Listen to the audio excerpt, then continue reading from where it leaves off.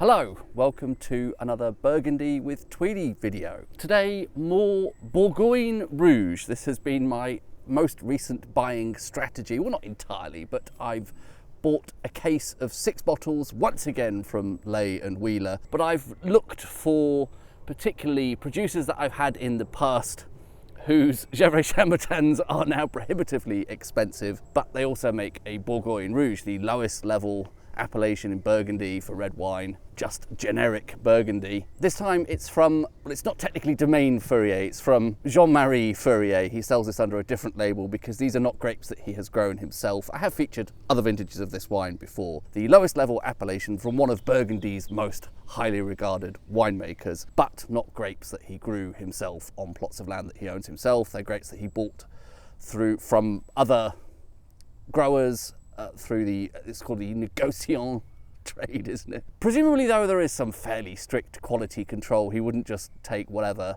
naff half-rotten grapes anyone is trying to offload on him, and presumably he still has good relationships with those growers and make sure that they meet his standards and blah, blah, blah. It's still not a cheap wine.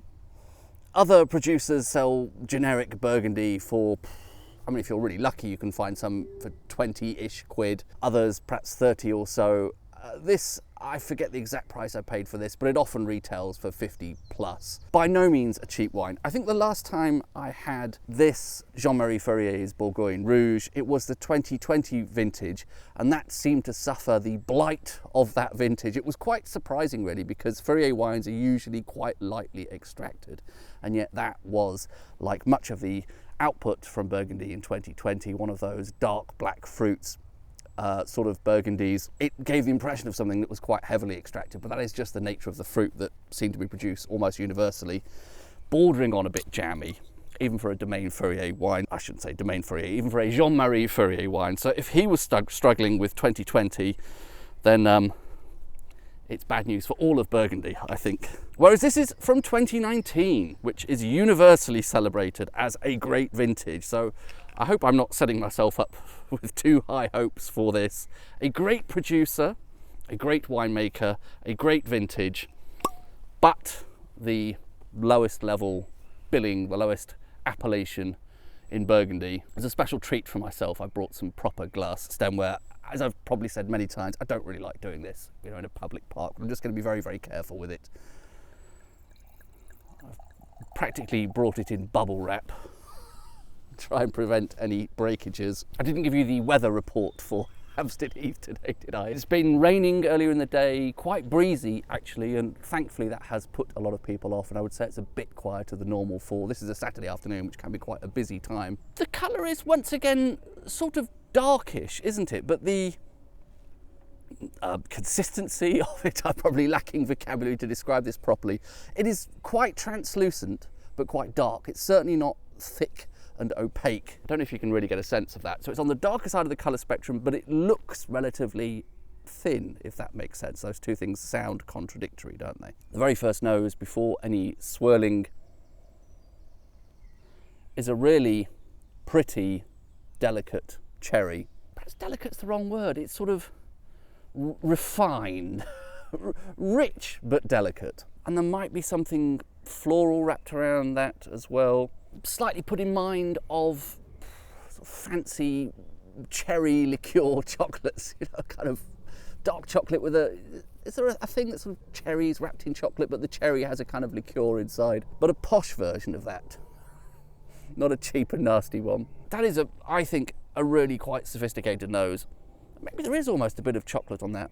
That is lovely, ripe fruit, very good condition, but certainly not overworked. Not just fruit juice, there's something sophisticated and refined about the character of that fruit. So I am seeing 2019 qualities there. The ripeness of that fruit is the sense I'm getting from the nose. But also I'm seeing a bit of Jean-Marie's handiwork, sort of finesse and elegance. There are no rough edges on that nose whatsoever. That is really nice. I haven't even given it a swirl yet, have I? But perhaps it's one of those wines that doesn't really need much swirling. I think it's just more of the same with a swirl. A bit intensified, getting more of a sense of that rich but delicate cherry. I know it sounds contradictory, but a bit like the colour. It's dark, but it's quite translucent. So I suppose the cherry is probably more black cherry here, given the colour, but really elegant. I like that. I like that very, very much. That is a great start. Just felt a drop of rain. I may have to pause for a while to put up a tarp. Anyway, give this a sip.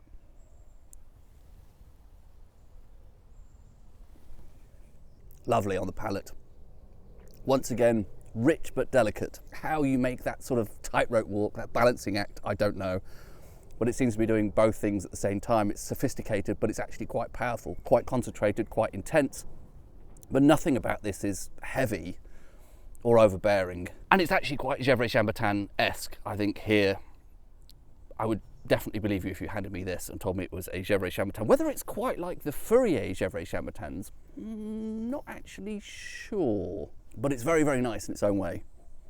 Yeah, really smooth mouthfeel, silky, nicely concentrated, quite intense, really good fruit expression, lovely burst of cherry on the palate, decent amount of acidity. There is a little bit of tannin there, brown paper, some very sophisticated cherries in a brown paper bag, but I'm not eating the brown paper bag, I'm just vaguely aware it's there, if you know what I mean. And coming back to the nose now, I think I'm starting to get some floral hints emerging. It's almost like some sort of blossom, when the nose is predominantly cherry in terms of the fruit character, and then I get a hint of something floral. I want to say cherry blossom, but I don't think cherry blossom, as I've probably said before, I don't think cherry blossom really has much of an aroma to it. It's very pretty, but it doesn't actually smell of very much. That is very, very good. Haven't aired this. First glass, even that first nose before any swirling was very nice from the first moment. So it's a 2019 vintage. That's only just under 6 years old. I think this probably has plenty of aging potential still, but I also think this is extremely nice to drink right now. And of all these Bourgogne Rouges I've had from Fourrier, the 2020, I think I will just straight out say I didn't really like. Everything before that, I don't think I've yet had anything post 2020 from the Fourrier Bourgogne Rouge range, but everything pre-2020 has been good. I think this possibly is the best of the lot of all of those. 2018 was again a little bit too, I don't want to say jammy, but something that sort of intimates towards jammy but doesn't quite say jammy. A little bit too, the fruit was overripe perhaps, I don't know. But this is just beautiful. Beautiful level of ripeness there. Doesn't need to be any riper than this. I wouldn't want it to be any less ripe than this. And the fruit expresses fantastically. And it's a very sophisticated wine that does give you an impression of Domaine Fourrier's handiwork, somehow powerful but delicate at the same time, which is an amazing magic trick to pull off. And it's a fraction of the price of Gevrey Chambertin from Domaine Fourrier, and an even tinier fraction of the price of any of his Premier Cru or Grand Cru wines, which are just stratospheric.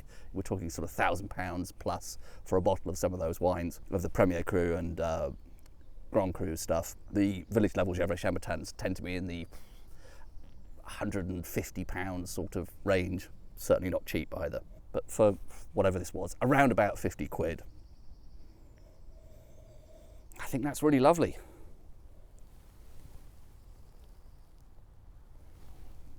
If I was going to pick one very slight nit, I think on subsequent sips I am noticing the tannins just a little bit more, and that probably will of course soften with age. So this might, for me, hit an absolutely perfect point in its aging, I would guess a year or two from now. I don't really want this to lose that wonderful fresh fruit. I would really like that to stay. It'd be nice if just a tiny bit more of some of the floral aromas emerged without losing the fruit, and I would also possibly just like the tannins to soften ever so slightly. Those things aside, that's a beautiful glass of Burgundy. Cheers.